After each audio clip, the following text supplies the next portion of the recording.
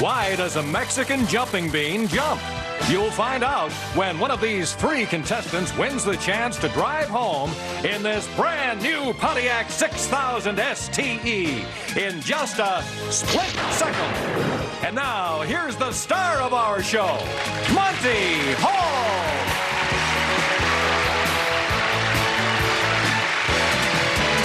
Thank you very much and welcome to Split Second. We asked you a little question at the top of the show. A Mexican jumping bean jumps because there's a little caterpillar living inside.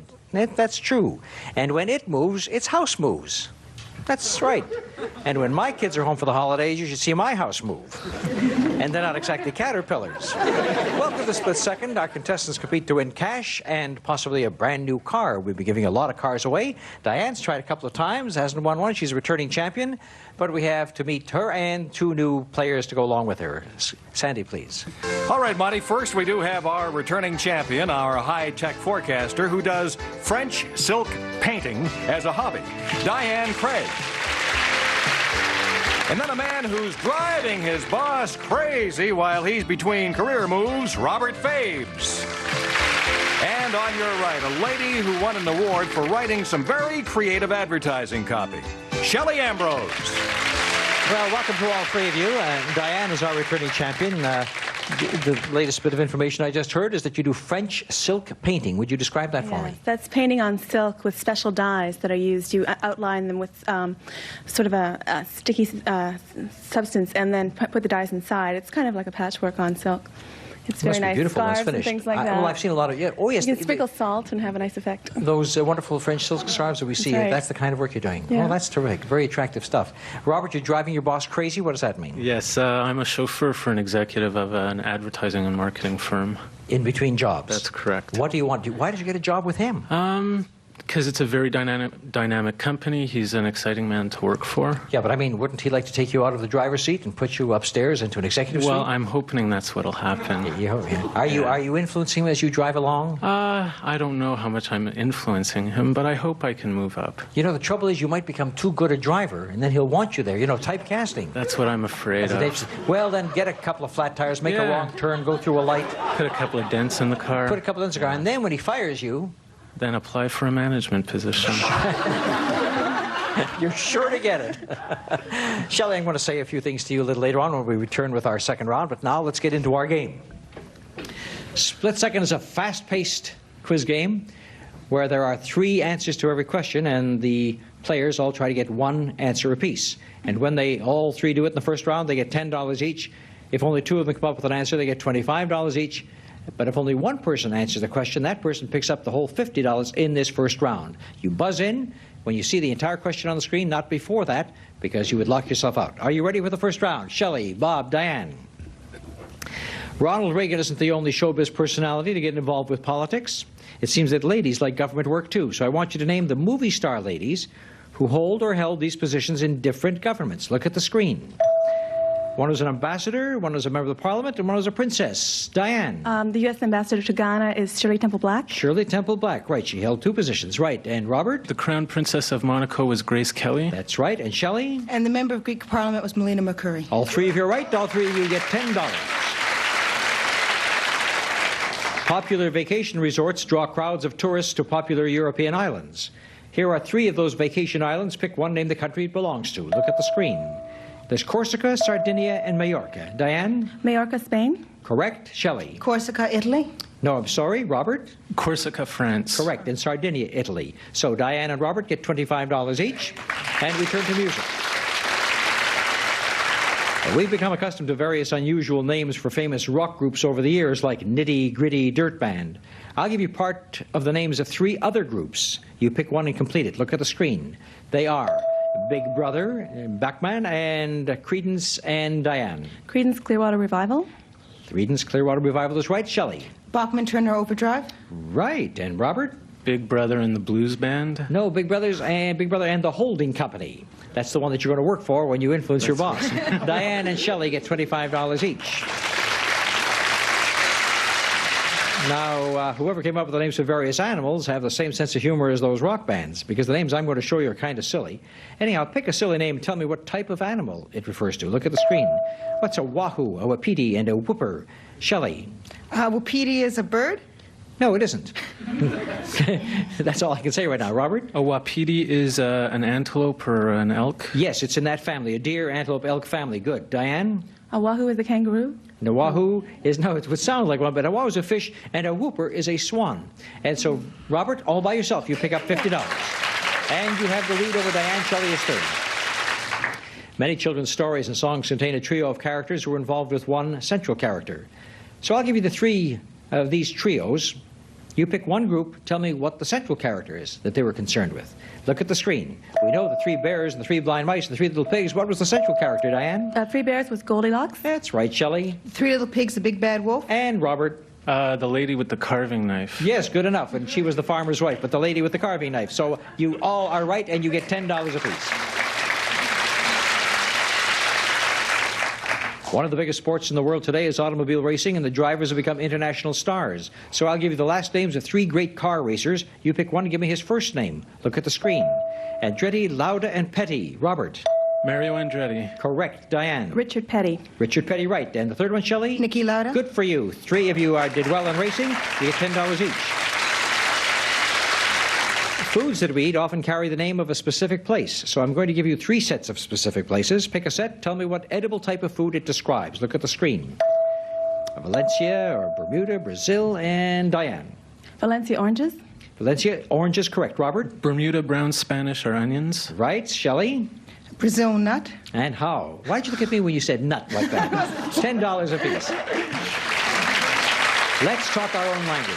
I'm going to give you three definitions. You give me the one word that each defines. And here they are. The definitions are words that mean the same, words of opposite meanings, and words sounding alike with different meanings. Robert? Words that mean the same are synonyms. That is correct. Diane? Words of opposite meanings are antonyms. Right. And the last one? Sounding alike with different meanings is a homonym. Oh, yes. And Diane and Robert get $25 each. At this point, Robert has the lead, Diane second, Shelley third. Humphrey Bogart has become a cult figure, and according to a TV Guide poll, 3 of his films are among the 10 most played films on TV. I'll name his 3 leading ladies in these films. Pick one and name the film. Look at the screen. Now, the leading ladies are Ingrid Bergman, Mary Astor, and Katharine Hepburn. Diane, what was the film? Ingrid Bergman, Casablanca. Yes. Robert? Katharine Hepburn, the African Queen. Yes. Shelley? Mary Astor, the Maltese Falcon. You people know your movies, and you each score $10 at the end of round 1.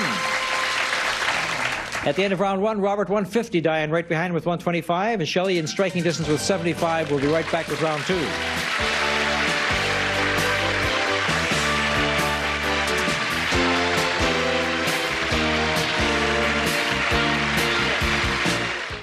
What is...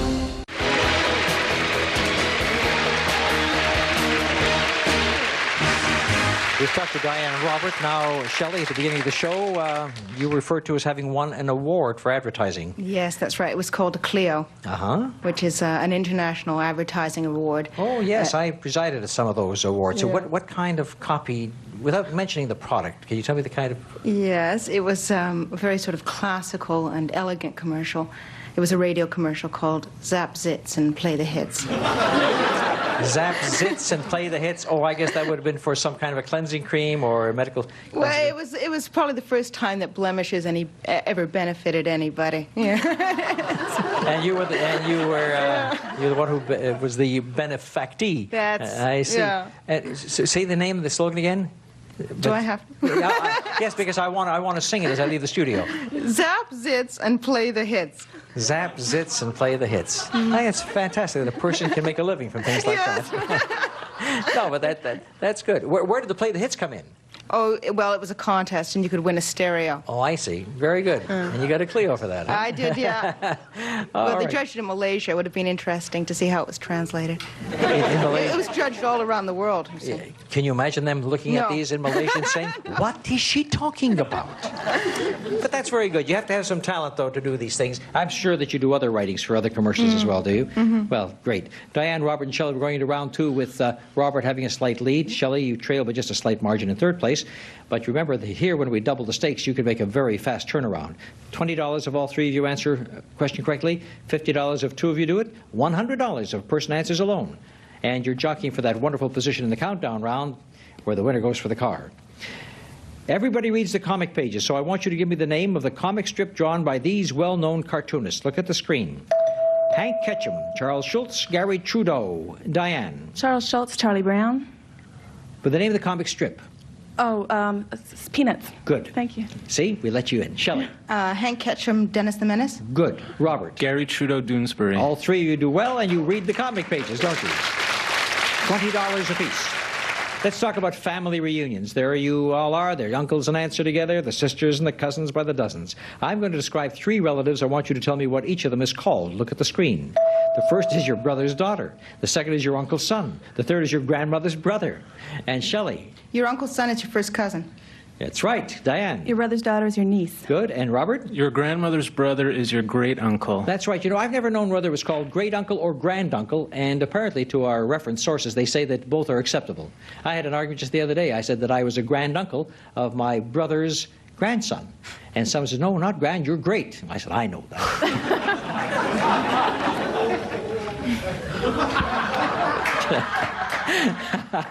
All right, let's go back to the show now. You're all right. You all got money. It's a close race. It's been well publicized that a number of our favorite movie stars are expert musicians.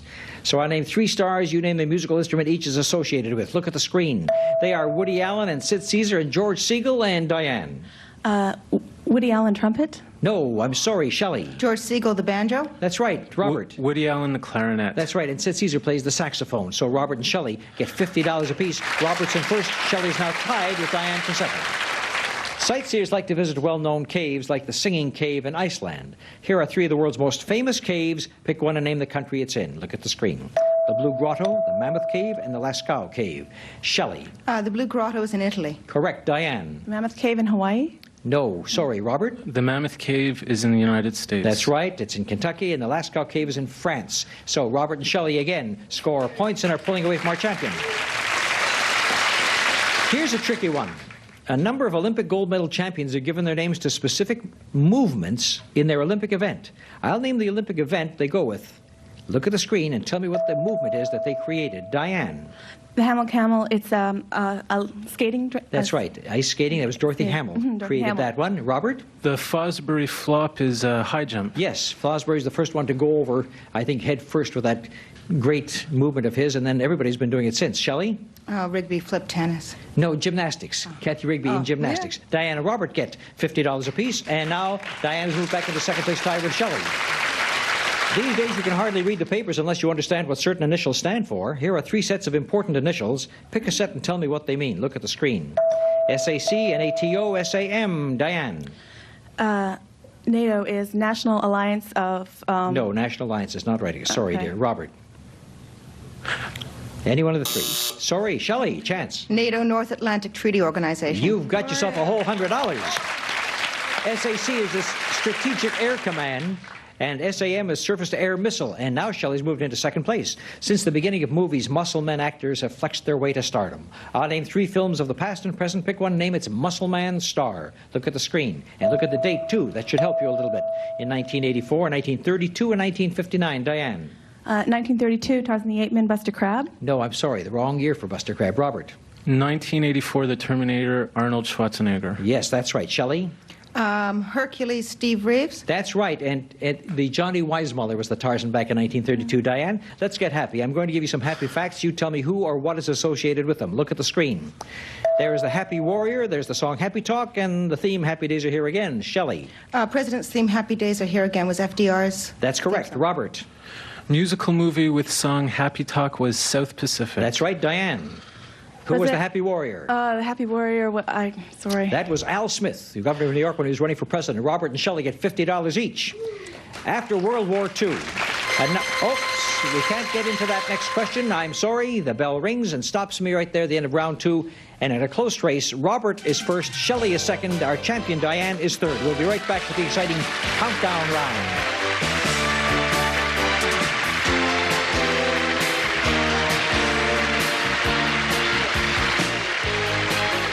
This is not...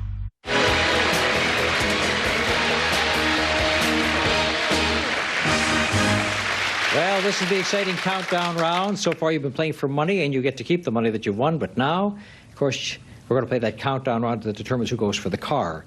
And the position of importance here is who's in the lead and who has fewer questions to answer. And since, Robert, you had most money, you will have only 4 questions to answer the countdown round. Shelley was in second place. She'll have 5 to answer. Diane, our champion, has 6. But remember, when you buzz in this time, you can answer 1, 2, or all 3 parts of the question. And every time you're right, 1 is knocked off your score. The first to 0 wins. Diane came from behind last time to win. Can she do it again this time? She has 6, Shelley 5, Robert 4. Here we go. I'm going to name 3 famous paintings, all dealing with farming in one way or another. I'll also give you the artist's nationality. I want you to name the artist. Look at the screen. The Dutch potato eaters, the American Gothic, and the French the man with the hoe. Diane is in first. Dutch, the potato eaters, Van Gogh? Sorry? Van Gogh? Is in time? Yes, continue. American Gothic, I'm sorry, I can't recall. You can't go? All right. In second position is Robert. French, the man with the hoe, Monet. Yes. I'm sorry, did you say Monet? Yeah. No, that's not right. I'm sorry, I misheard you. Shelley? American Gothic, Grant Wood. Yes, you may continue. The man with the hoe, Degas. No, it was Jean-Francois Millet, and I thought you said Millet, but you said Monet. So let's take a look at the score. Diana's down to 5, Robert and Shelley 4 apiece. The world of classical literature is filled with real and legendary heroes whose exploits are identified with one country. I'll name the heroes, you give me the modern-day name for the country with which they are identified. Look at the screen. El Cid, The Song of Roland, and William Tell. Diane. El Cid, Spain. Correct, you may continue. William Tell, England. Wrong, sorry, Robert. William Tell, Switzerland. Yes, you may continue. The Song of Roland, Germany. No, Shelley. Song of Roland, France. Song of Roland, France, and we each got a point there. Let's take a look at that score. Robert and Shelley could go out on the next question because they have 3 each. Diane right behind them with 4. American songwriters have given the world some of its greatest musicals and popular music. So here are 3 hit musicals. Name the man who wrote both the music and the lyrics for each show. Look at the screen. They are Andy, Get Your Gun, Kiss Me Kate, The Most Happy Fella. Diane is in. Annie, Kiss Me Kate, Rodgers and Hammerstein. Wrong, Robert. Kiss Me Kate, Irving Berlin. That's wrong, Shelley. Most Happy Fella, Con. No, Frank Lesser, and Kiss Me Kate was Cole Porter. Andy, Get Your Gun, Irving Berlin. Let's go on to the next question. Although they were published 100 years ago, these 3 books are not only still read, but have been made into movies several times over. Name the authors of these 100-year-old books. Look at the screen. Who wrote The Bostonians, Dr. Jekyll, Mr. Hyde, Little Lord Fauntleroy? Shelley. Dr. Jekyll and Mr. Hyde, Robert Louis Stevenson. Yes, you may continue. The Bostonians. And Diane? The Bostonians, Henry. I'm Robert. Little Lord Fauntleroy was Oscar Wilde. No, Francis Hodgson Burnett, and you were head on the tip of your tongue as Henry James, Diane. It's 2, 3, and 4 with Shelley in the lead. If you owned one of the items I'm going to tell you about, you'd probably be a wealthy person because each one of these items is something special and expensive. Pick one and tell me specifically what it is. Look at the screen. What is an amati, the Star of Africa, and a silver ghost? Diane, you're in. The Star of Africa is a diamond. Yes, continue. A silver ghost is a car. That's right, continue. An amati is a watch. No, I'm sorry, Robert. A painting. No, Shelley. A piece of sculpture. No, it's a violin made by the famous Italian Amati. Look at this, 2, 3, and 2. It's still a horse race. In his long film career, Gary Cooper played many real-life personalities. Here are facts about 3 of the real-life heroes Cooper played. Pick one. Tell me the man he played. Look at the screen. One was a World War sergeant. One was the part of the Yankees. One was an Italian explorer. Diane. World War I Army Sergeant General Patton. No, I'm sorry, Robert. Italian explorer Columbus. No, Shelley.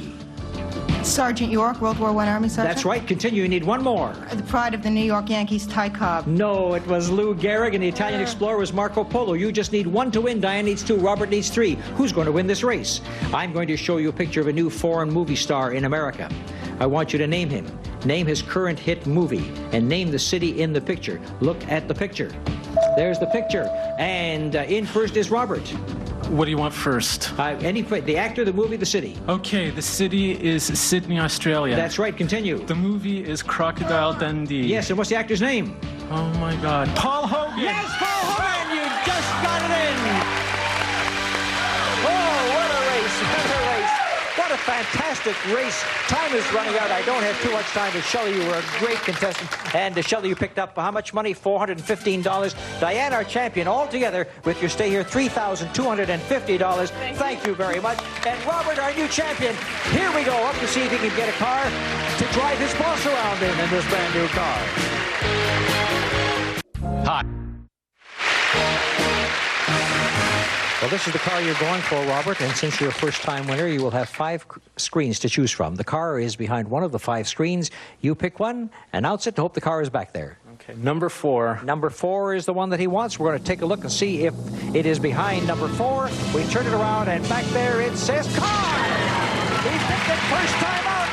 The 4th time in 5 shows that somebody's picked the car first time out. And here's Bob hugging somebody. Chris, who is it? This is my best friend's wife. This is your best friend's wife. Yes. That's very interesting. Kathy, you never know. He won the car. He may become the new best friend, right? And let the other guy worry about his wife. That was just great. Congratulations to Bob winning the car in between jobs. The young man has won the car at $440 in cash. Thank you for being with us on Split Second. An exciting day. Bye-bye, everybody.